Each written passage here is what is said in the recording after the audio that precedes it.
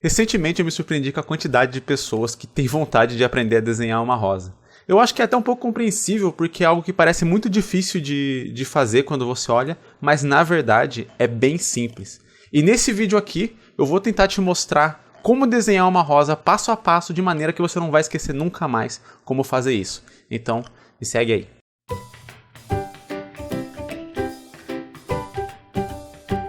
Antes de começar o vídeo, eu quero avisar vocês que tá rolando a Black Friday, né? Na verdade, Novembro Negro, na loja.instintomangaka.com.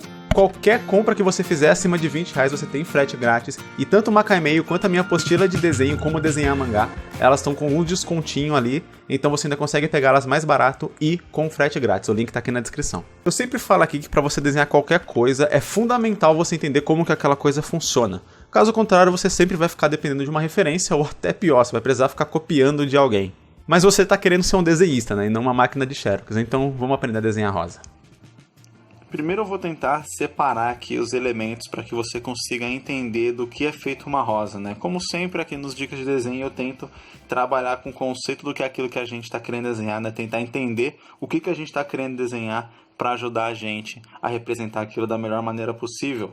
Bem, basicamente a rosa ela tem, né, um caule dentro e aí são várias pétalas que elas se sobrepõem, né, uma acima da outra.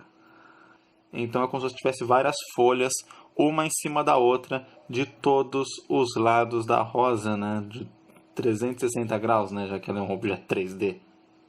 A pétala ela vai ser basicamente como uma folha mesmo. Só que assim como tudo, né, no nosso mundo, ela não tem um formato regular, né? Ela não é redondinha ou não é quadrada, enfim. Ela tem um formato bem irregular assim, mas ela é como se fosse uma folha. Para desenhar uma rosa, a gente vai ter que, basicamente, aprender duas coisas de como desenhar essa folha sobreposta aqui. A primeira é saber fazer ela curvada nesse sentido assim. Então, você vê que aqui ela está mais ou menos reta saindo e aqui ela está fazendo essa curva. Aí a gente representa essa curva através desse tipo de desenho aqui. Você faz como se fosse esse S aqui e o resto continuando em volta. A gente vai precisar disso aqui muito para poder fazer todas as pétalas que estão em volta da nossa rosa. O outro desenho é basicamente a mesma coisa, só que com essa ponta aqui virada para fora. Então você vai ter esse mesmo desenho aqui que eu acabei de mostrar, porém essa ponta aqui vai estar se dobrando. Então ela vai ocupar o espaço aqui que seria da bordinha aqui da nossa pétala.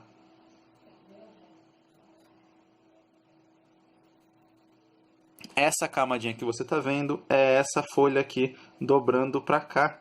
Então ela vai fazer mais ou menos isso aqui, ó. Conforme você vai dobrando, seria assim a visão de lado mais ou menos. E aí se você adicionasse, né, tridimensionalidade, ficaria mais ou menos assim. E aqui a gente tem o resto do corpo.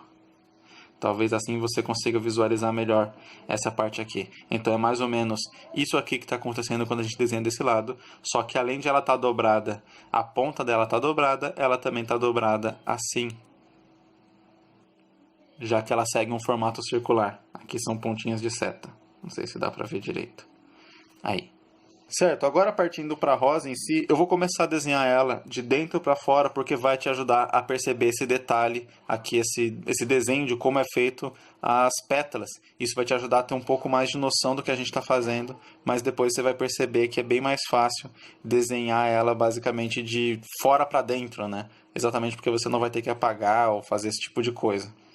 Mas por enquanto vamos aos poucos. Primeira coisa que a gente sempre precisa definir antes de qualquer desenho é o esboço. No caso da rosa aqui, eu vou fazer um círculo e esse círculo vai me ajudar a definir o espaço que eu quero que essa rosa que eu vou desenhar ocupe. Então, no caso, esse círculo aqui que eu estou fazendo vai definir o espaço que eu quero que essa rosa ocupe nesse desenho. Então, vamos supor que eu tinha uma folha assim, eu quero que ela fique aqui no centro, eu faço esse círculo para eu saber que a minha rosa vai caber aqui. Por exemplo, vamos supor que eu ia adicionar uma folha aqui, eu já sei que a folha vai sair de onde eu quero, então teria que fazer esse círculo menor. O esboço ele é a parte principal para você saber o espaço que o seu desenho vai ocupar, como que ele vai sair antes de você sair desenhando propriamente dito. É o que acontece com muita gente que começa a fazer um desenho e percebe que ele não vai caber na folha depois.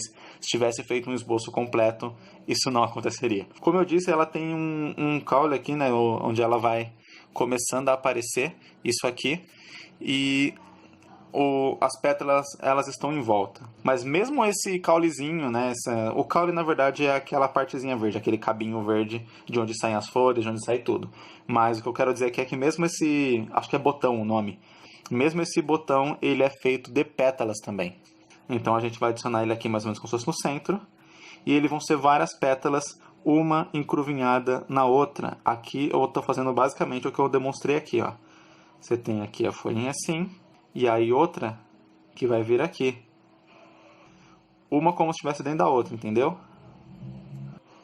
É claro que a câmera vai embaçar para me ajudar aqui.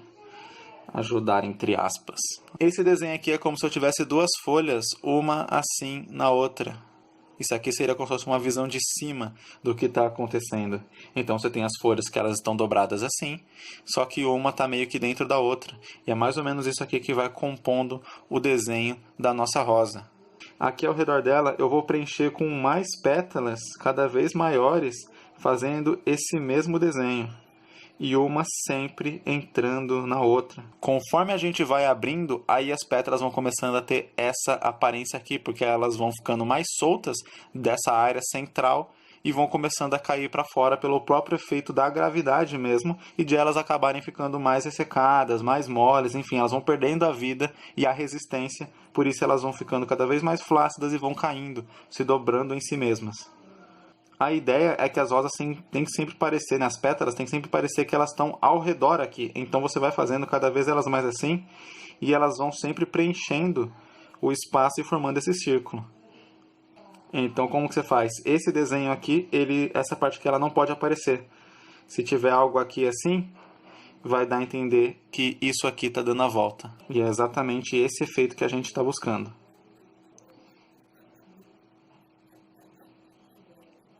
Pode deixar algumas áreas bem pontudas assim mesmo, não tem problema. Esse desenho aqui é exatamente por causa desse efeito. Como as duas pontas estão vindo para cá, então a tendência é que ele faça esse desenho aqui de S. Então ele não vai ficar assim. Do mesmo jeito que essa aqui, sei lá, está fazendo isso, você imagina que o outro lado também está fazendo. Então ele vai fazer um desenho assim, ó. É esse desenho que você tem que imaginar na hora que você estiver representando a pétala caindo. E aí, como tudo na vida é esboço, eu já esbocei aqui de uma maneira um pouco mais rápida as outras pétalas, onde que elas vão se encaixar, onde que elas vão ficar, para que daí eu possa ir fazendo esses detalhes aqui. À medida que as pétalas vão caindo, né, vão indo mais para baixo, são pétalas que estão cada vez mais soltas da rosa em si, né, da planta, então elas vão ficando cada vez com essa aba aqui maior.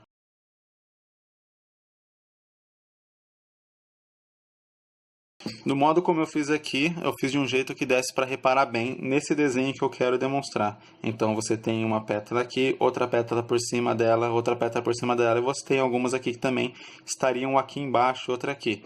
O ideal quando você for fazer, é claro, é tentar dar um pouco mais de tridimensionalidade para isso. Então você não faz exatamente uma pétala em cima da outra. Mas desse modo, você consegue visualizar melhor o desenho que eu estou querendo que você entenda. Porque entendendo isso aqui, você vai conseguir desenhar quantas rosas você quiser, quantas vezes você quiser. Um jeito mais natural ficaria assim. Aqui a gente faz o meio mais ou menos da mesma forma. E aí a gente começa a abrir já nossas pétalas.